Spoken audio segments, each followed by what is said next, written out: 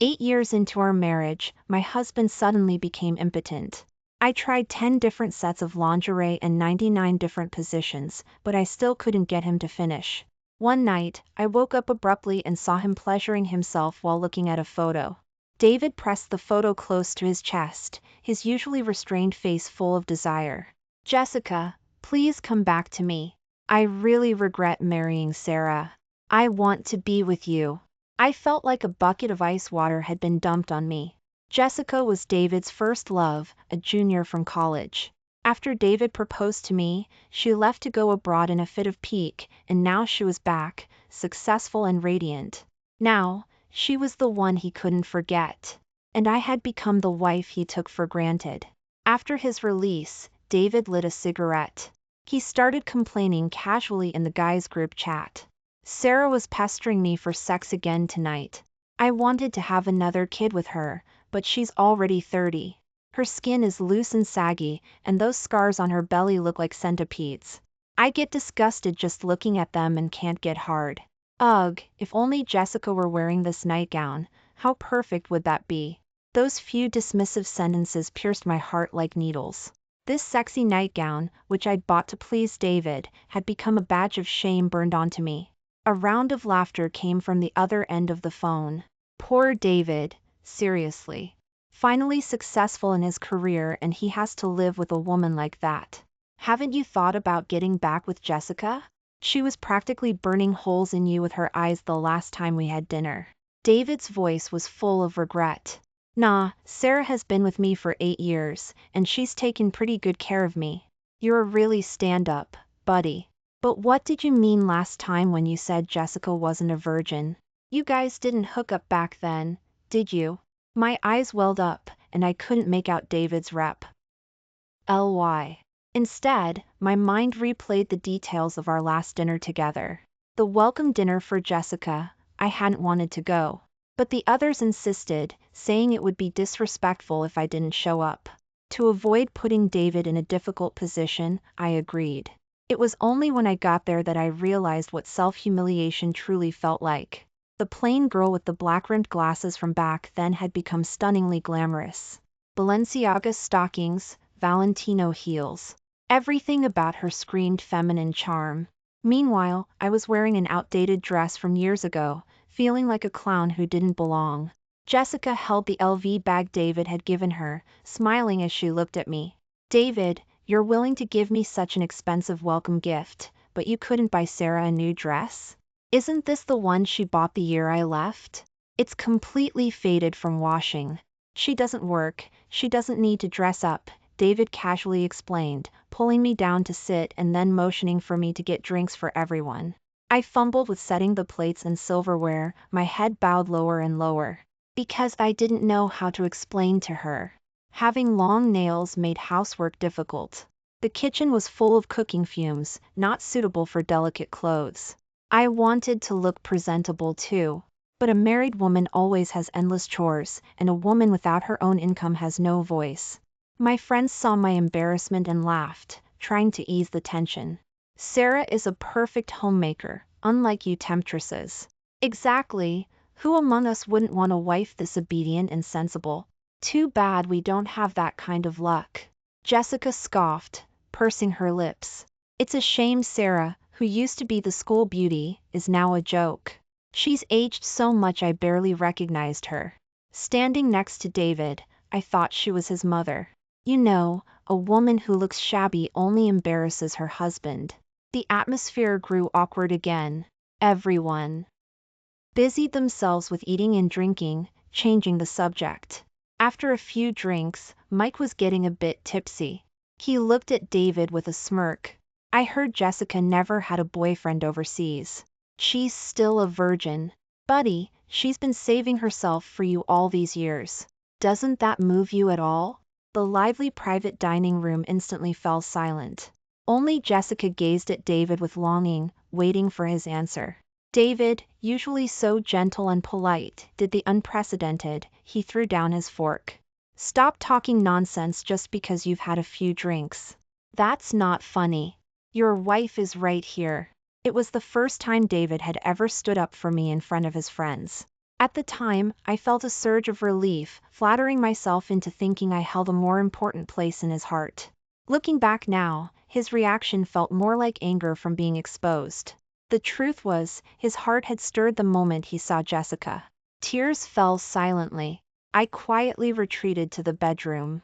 When David came back, he saw me curled up on the bed, crying. He frowned. "Why are you crying so late? Go to sleep." I didn't know how to voice the humiliating pain, so I turned away stubbornly. David rubbed his temples, a hint of irritation on his face. "Did your mother say something to you again? All right, stop making a scene. I already sent her back to her hometown. What else do you want? Besides, she's my mother, can't you just cut her some slack?" The grievance in my heart was replaced by anger. I sat up, tears in my eyes, and looked at David. "Your mother didn't say anything. I dreamed about Lily." David froze. After a long silence, he slowly pulled me into his arms. "Don't cry. We'll have other children. But Lily can never be replaced. Lily was our first child, and the pain of my life. During my first pregnancy, I was forced to quit my job and stay home due to a threatened miscarriage. We had just bought a house, and the financial pressure was immense. David was constantly busy with overtime and business trips. I was married far from my family, so I had to ask my mother-in-law from the countryside to come and take care of me. Our different generational perspectives led to frequent conflicts. She found city girls pampered and wasteful. She constantly tried to cut corners in my daily life. To save money, she used expired body wash to mop the floor, causing me to slip and fall. I went into premature labor and had a difficult birth, suffering for a full day and night. My mother-in-law absolutely refused to sign the surgical consent form. By the time David arrived, the baby had died inside me. Lily, our little one, never reached completion. I cried until I almost passed out, but my mother-in-law kept cursing at me. "Every woman goes through this. Why is she so delicate? They say naturally born babies are smarter. Everything I did was for this family. She's useless and killed my grandson, and now she has the nerve to cry here." The death of my child, my mother-in-law's curses, my husband's helplessness. It led to severe postpartum depression. I couldn't return to work and had multiple suicidal thoughts. David had no choice but to send his mother back home. He grieved for our dead child but also couldn't help but resent me for causing the separation between him and his mother. So, he started burying himself in work. During that time, I often saw David secretly calling Jessica. I overheard a few times. They only talked about work-related matters. I couldn't join the conversation and didn't dare to argue with him about it. Lily's death had made the atmosphere at home very heavy. David was already overwhelmed by both financial and family pressures. Any small conflict could cause this family to completely collapse. To keep things going, I could only pretend nothing was wrong, trying my best to pull myself out of the darkness. Now, David was successful in his career, our Maria G seemed stable, and his mother rarely visited. Everything seemed to be moving in a positive direction. But what happened tonight shattered my illusions. David and I had already drifted far apart. The one he fell in love with at first sight, the one he had to marry no matter what. She had become the wife he took for granted, stuck to his sleeve. She had become the person he didn't want to face but had to placate. I took a deep breath, looking at David with a complicated heart. "David, let's try again tonight, just one last time. I really want a child." The hand on my shoulder slowly moved away. David picked up the blanket and walked towards the living room. "I have work tomorrow. You should get some rest." Facing the answer I had expected, I gave a self-mocking smile. Sleeping in the same bed but worlds apart. How much longer would these days last? I lowered my head and sighed softly. "David, let's get a divorce." David's tall back stiffened. He turned around, his patience completely gone. "Sarah, what kind of crazy fit are you having in the middle of the night? If you're having an episode, take your medicine, stop bothering me, okay? I work so hard to support this family, and you're here eating and drinking well every day. What more do you want?" Just as he finished speaking, the alarm clock went off. I curved my lips into a bitter smile. It's 6 o'clock. I should get up and buy groceries. David paused, then irritably threw down the blanket. Don't act like a martyr. I didn't force you to get up this early. On the other hand, you've kept me up all night. When are you going to get rid of your princess attitude? I married a wife, not a queen. He changed into the clothes I had ironed for him the night before and stormed out, slamming the door. I sat on the edge of the bed, letting the tears stream down. Truthfully, I didn't want to get up this early either. After I lost Lily, I couldn't sleep through the night. Everything at home made me cry, so I started going out every morning for a walk. A kind elderly woman suggested I find something else to do to distract myself. So, I started learning to cook from her. Over time, my illness didn't improve much, but David became a picky eater. He wouldn't eat meat that wasn't perfectly fresh or vegetables that were slightly wilted. A few casual complaints from him would lead to countless people criticizing me. Your husband works hard enough to support the family, how can you not even feed him properly? Husband and wife should be considerate of each other. Remember how good David was to you when you first got married?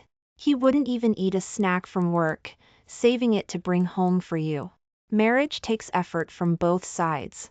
He works so hard, isn't it all for a better future for both of you?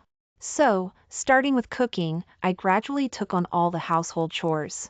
Like a frog being boiled in warm water, I slowly lost myself. Now, 8 years later, I had become a housewife completely disconnected from society. Rough fingers, clothes smelling of cooking oil, and a belly full of hideous stretch marks. This was all I had gained in this marriage. Before, I could still lie to myself. Tell myself that David loved me, that adults just had pressures they had to face. Now my dream was shattered. His body was more honest than his words. A man who could be aroused by a photograph had no reaction to me, naked.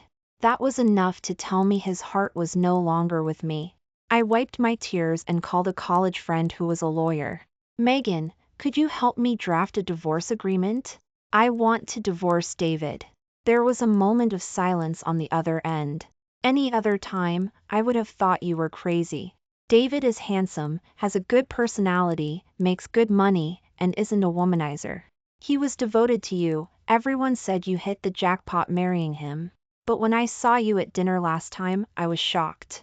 If he as good as everyone said, how could you have become so worn out in just a few years? But I'm sorry. As much as I want to help you, David has a partnership with our law firm. If I helped you, it would be very difficult for me. I was speechless. After so many years of marriage, I had lost not just my job and my life, but also my old friends and social circle. I tried hard to fit into David's world, to take care of everyone. But I forgot that they were David's friends. They would never be on my side. I understand. Thank you. I'll figure something out myself. After hanging up, I thought for a long time. 8 years of being caged had stolen the courage to step out. But the prospect of endless future suffering pushed me to take the first step. I found another law firm and got a divorce agreement drafted. Just as I was debating when to tell David about it, his call came. It's Jessica's birthday today. She said she wants to eat your cooking. We talked about it and decided to have dinner at home tonight. To thank you, I ordered your favorite mango cake. Hurry up and tidy the place, make a few good dishes, and remember not to put cilantro in anything. We had been together for so long, but David didn't remember I was allergic to mango. But he remembered Jessica didn't like cilantro. It seemed they really had kept in touch frequently over these 8 years.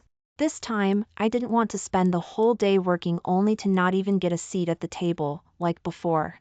I drove home and packed my few belongings.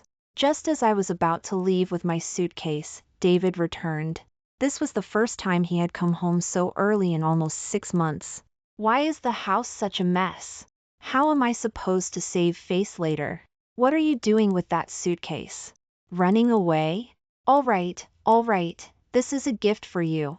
Go tidy up quickly, don't push your luck. The gift box hit the floor. It was a brand new robot vacuum cleaner. I didn't move. Ust stared at Jessica as she bounced in. She casually took off her coat, revealing her ample chest and slender waist. It's so hot, get me a glass of water. Jessica fanned herself with her hand, the diamond ring on her finger almost blinding me. Not long ago, I had seen this ring in David's pocket. The most expensive model from DR, costing $15,000. At the time, I naively thought it was his gift for our 8th anniversary. Even though the myth of DR had faded for me, it was something we had desperately wanted the year we got married. It was a dream we hadn't realized.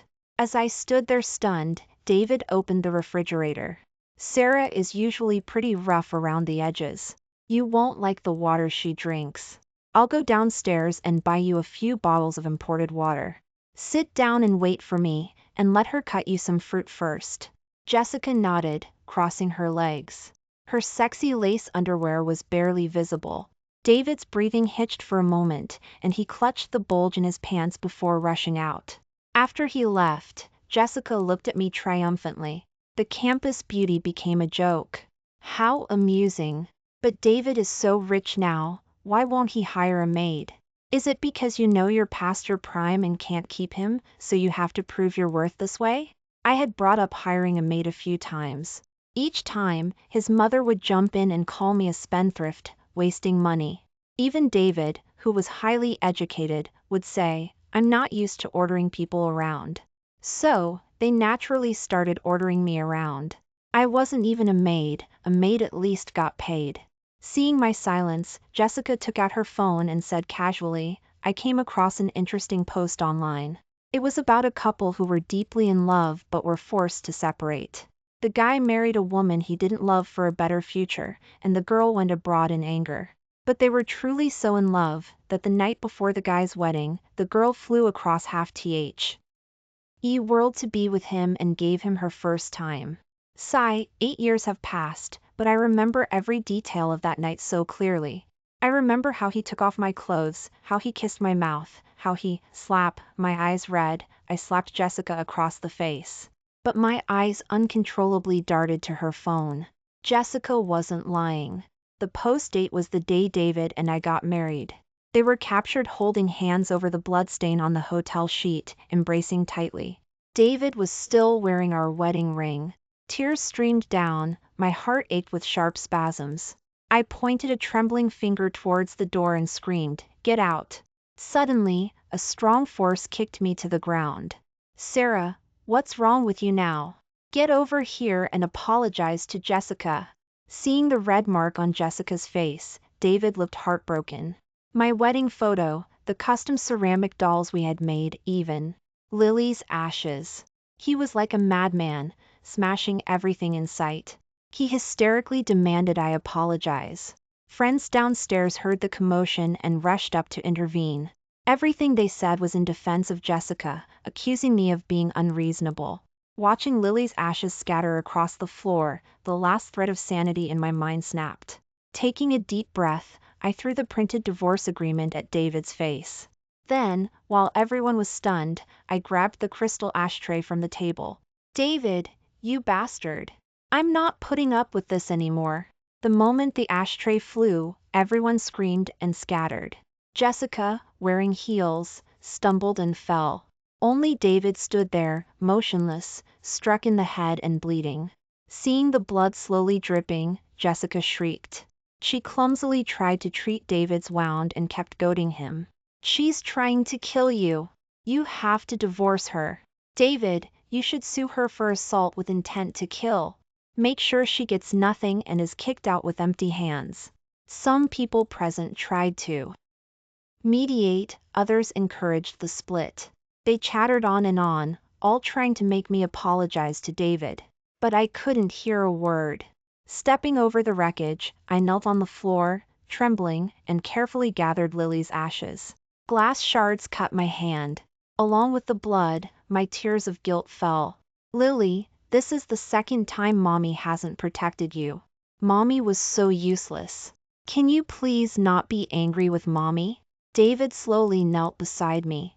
He offered me a bandage, his eyes shifting nervously. It's my fault. Lily won't blame you. Whether it was 8 years ago or now, it's all my fault. I lost my temper. He tried to help me clean up, but my furious gaze drove him back. Like a protective mother animal, I fiercely shielded my child. You don't have the right to touch him. David, whether you sue for divorce and leave me with nothing, or accuse me of attempted murder and send me to jail, I am getting this divorce. Someone like you doesn't deserve to be Lily's father, and you don't deserve to be my husband. I held the gathered ashes close. Dragging my old suitcase, I walked away in the astonished stares of the onlookers. A few hundred yards felt like a lifetime. When I reached the roadside and the sun fell upon me, I felt a sense of waking from a dream. Everything had happened too quickly, too suddenly. I hadn't even fully processed it. But now, looking back, leaving didn't seem as difficult as I had imagined. Once the first step was taken, the rest of the journey felt much easier. I booked the soonest flight on my phone. Then I flagged down a taxi by the side of the road. Excuse me, can you take me to the airport? As the car started moving, I looked back through the window at the place I had lived for 8 years. As the car moved forward, everything behind me grew smaller. The house that had held me captive for 8 years now looked as insignificant as a speck of dust. Goodbye, David. Goodbye, the Sarah who was pathetic for 8 years. I hugged myself, murmuring in my heart. The injured David was persuaded by his friends to go to the hospital. Sarah's blow hadn't been too severe. A mild concussion and some superficial wounds, a few days of rest would be enough. Jessica stayed by David's side, endlessly complaining about Sarah. David, who had been silent, suddenly looked up at Jessica. Why did Sarah hit you? Having been together for so many years, David knew Sarah better than anyone.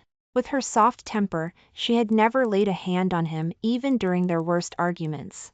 She wouldn't have slapped Jessica without a reason, or lost her temper like that for nothing. Jessica's expression froze. She looked away, a hint of guilt in her eyes. It's just because she's jealous of me. Back then, she was the campus beauty and I was the country girl from the countryside. Now she's aged into a drab housewife, of course she's jealous of the radiant me. Tell me the truth. Is that really why? Just moments ago, David had lost his mind in a fit of anger. Now, calming down and thinking it through, he felt something was wrong. Jessica's evasive attitude only deepened his suspicion. Seeing he wasn't getting a straight answer, David simply took out his phone. There are cameras at home. If you won't tell me, I'll see for myself. Don't. Jessica quickly stopped him, speaking reluctantly. I just accidentally let slip about what happened between us back then. I told her I had already given you my first time. Buzz, those words hit David like a thunderclap. He felt as if his brain had momentarily lost the ability to think. After a long pause, he stammered, "Is that all?" "Yeah, that's it. It was years ago. Who knew Sarah would be so petty and actually hit me? I think she's just jealous." Looking at Jessica's indifferent attitude, David finally lost his temper. He threw the teacup in his hand and roared, "Get out! Keep your mouth shut and stop SPO. Booting nonsense. Don't think I don't know what you're thinking. What happened between us was years ago. What's the point of bringing it up?" Jessica was terrified by David's sudden rage. She didn't even bother explaining, just grabbed her bag and ran out in a panic. After she left, David slumped into a chair. Only one thought filled his mind. He and Sarah were completely over. This terrifying thought made David's hair stand on end. 8 years, a full 8 years. That was their entire youth, the best years of their lives. They had shared hardships and weathered the storms together. They were already intertwined, connected at the bone. David couldn't imagine life without Sarah. And he couldn't accept the fact that Sarah had left in anger. His heart was thrown into complete chaos. A long-forgotten fear washed over him. David fumbled for his phone, wanting to apologize to Sarah. But all he got was a busy signal. "Sarah, I was wrong. Please answer the phone. Please listen to me explain, okay?" A blocked number. A red exclamation mark on WeChat. Everything seemed to indicate that Sarah was truly determined to leave. David's heart sank further and further. Even on the day Lily died, David hadn't been this afraid. He didn't know how he, in his dazed state, had gotten back home. He only remembered that when he saw the mess in the house, his heart ached terribly. The beautiful memories belonging only to the two of them, forgotten deep in his heart, flooded back. David remembered many things, remembered how sweet they used to be. The smashed wedding photo was taken with their first paychecks. They smiled so sweetly then, holding hands and dreaming of their future happiness. The broken ceramic dolls were made during their honeymoon. Sarah's hands were very skillful. She molded their clay figures to look so lifelike. David had joked then that they would have a pair of chubby babies just like the figures. But where was their child? Dead. Dead. Due to David's carelessness, dead because of his mother's harshness. The little one hadn't even had a chance to open her eyes and see the world before turning into a handful of ashes, which he had then broken with his own hands. David held the shattered urn, unable to stop himself from weeping. He finally realized. Their love, their marriage, was like the scattered pieces on the floor. Smashed into 1,000 pieces by his own hand, impossible to put back together. David sat in the wreckage all night. He smoked cigarette after cigarette until his throat was raw. But David's mind became clearer than ever. He dragged his numb legs and shakily stood up. He called his office to take a long leave and contacted friends to ask about Sarah's whereabouts. "I'm not divorcing Sarah. We just had a fight.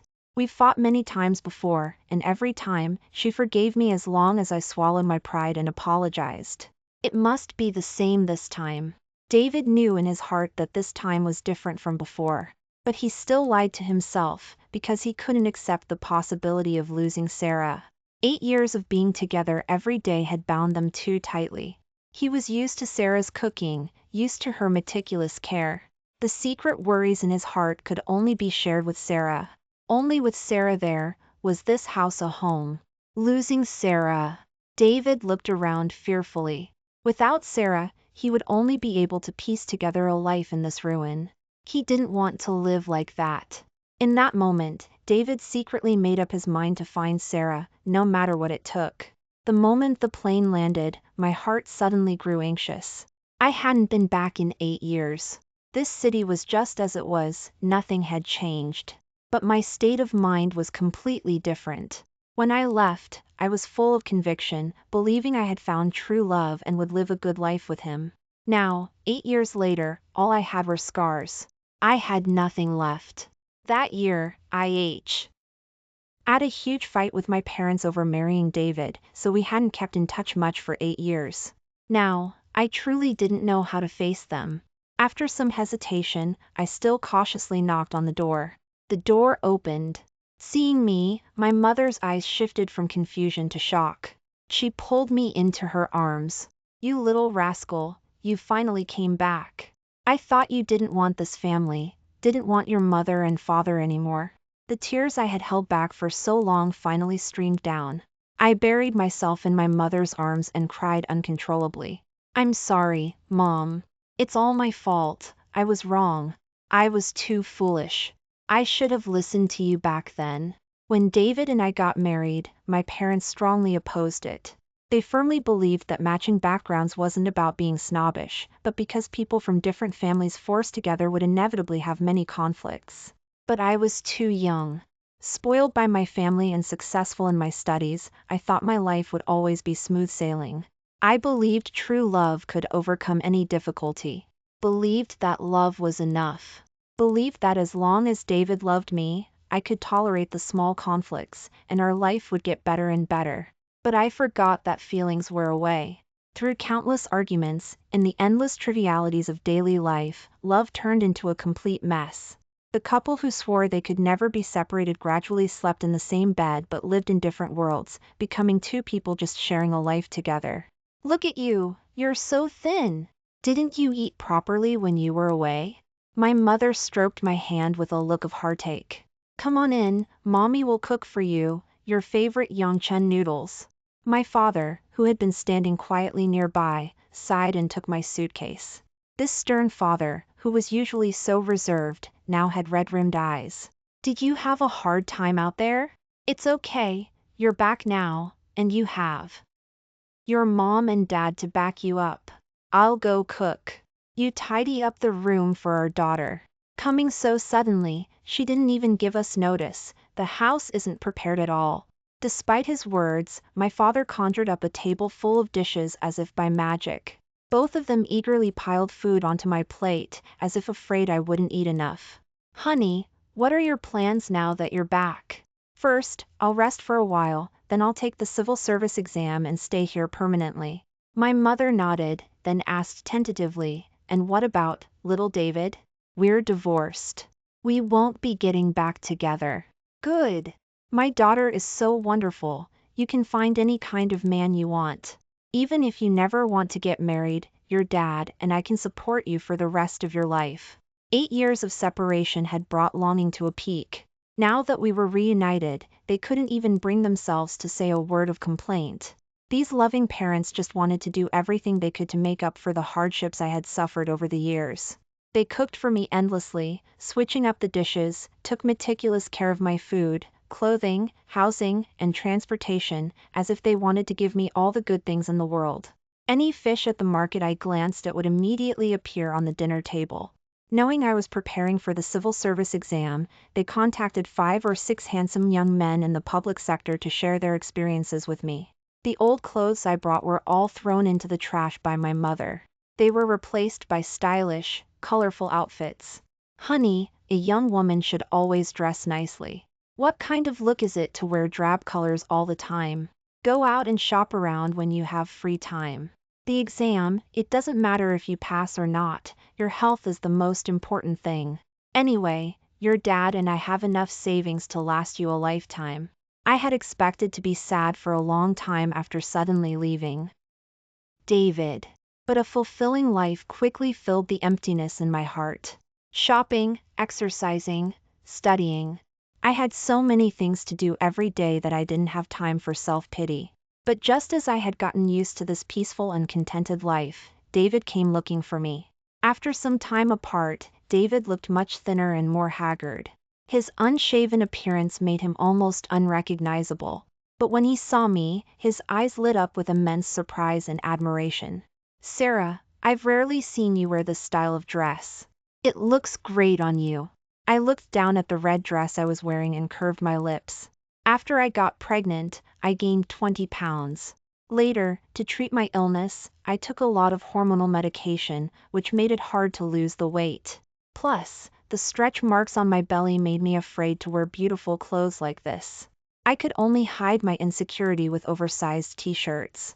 But now, I had time to exercise and money to get treatment. I finally realized that the problems that had troubled me for 8 years were actually so easy to fix. I looked at David, my smile slightly mocking. What are you doing here? I want to bring you home, Sarah. I know I was wrong, but I really didn't have any inappropriate intentions towards Jessica. We're just old friends catching up after a long time. I scoffed. You two booking a hotel room the night before my wedding, was that also catching up? You didn't want to sleep in the same bed as me, but you were pleasuring yourself in the study while looking at her photo, was that also catching up? David, stop lying to yourself, okay? You know how you feel about her. David's face instantly turned pale. Let me explain. It's not what you think. That day, I was just too tired. I coldly interrupted him. I heard everything you said to your friends in the study that day. Since this marriage makes you feel so wronged, I won't force you. We'll get a divorce. You can go find the Jessica who is worthy of you. David shook his head repeatedly. He didn't know how to explain himself and could only stumble over words expressing his love for me. From the beginning of our relationship, how he worked part-time for over 6 months to buy me a decent gift. To after we got married, how he bore all the pressure alone to pay off the car and house loans. He brought up every little thing, even mentioning driving me to the station once when it was on his way. I've been here for a while and have tried to find you many times, but your parents wouldn't let me see you. Sarah, it's not that I don't love you, I was just too busy and too tired, and I unintentionally neglected your feelings. He spoke with righteous indignation, as if he truly loved me. I gave a silent smile. I spent $20,000 on stretch mark removal treatment. That money isn't even enough to buy Jessica a bag, but you wouldn't spend it on me. David, is that your love? He liked beauty created by money and love. But he was stingy with both his money and his love. The unhappy marriage had drained all my energy. I had finally crawled out of that mud, and now he wanted to drag me back in. This kind of feeling wasn't love, it was selfishness. David was silent for a moment. You can tell me directly what you want. If you don't say anything, how would I know? Forget it, what's in the past is in the past. Just come back with me, and I'll make it up to you. If you don't want to do housework, we can hire a maid. If you don't want to see my mother, we won't go back home for holidays. Children, we can have children again. If all else fails, we can do IVF. Sarah, as long as you agree to come home with me, I can give you anything you want. See, it wasn't that he couldn't do these things. It was just that he wasn't willing, he didn't think I was worth it. I gently shook my head. Don't waste your energy. I'm not coming back with you. If you have time, you can keep was. Ting it here. I can always sue for divorce.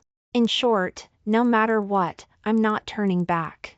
David really did stay near my parents' house, planning to wear me down. Unfortunately, we were past the age of doing anything for love. After his leave ended, David's office called him back several times. Big companies never lacked ambitious talent. Countless people were eyeing David's position. At over 30, he didn't dare gamble or give up everything he had worked so hard for over the years. After much hesitation, he returned to his city. Our divorce took a long time. Thankfully, the final outcome was favorable. His mother demanded I get nothing and leave with empty hands. But she couldn't dictate to lawyers and judges. I got half of David's assets. I didn't want the house, car, or any valuable items in the house. I had David convert them all to cash for me. I didn't want any more ties with him, nor did I want to step foot on that land again. The day I got the divorce certificate, David choked up and asked what my plans were. I didn't tell him I had successfully passed the civil service exam. I just smiled, turned, and left him with a silent back. 6 months later, I was thriving in my new workplace. Colleagues often joked that I was full of energy, like a girl in her late teens. During a business trip, I ran into an old friend. He told me David and Jessica had gotten married. Jessica had threatened suicide. David's mother still couldn't stand this delicate young woman and constantly taunted her, saying she wasn't even as good as I was. David hid at his office, afraid to go home. Their life was a mess. Hearing this news, I smiled softly. It seemed David's the one he couldn't forget was about to become just an annoyance on the wall.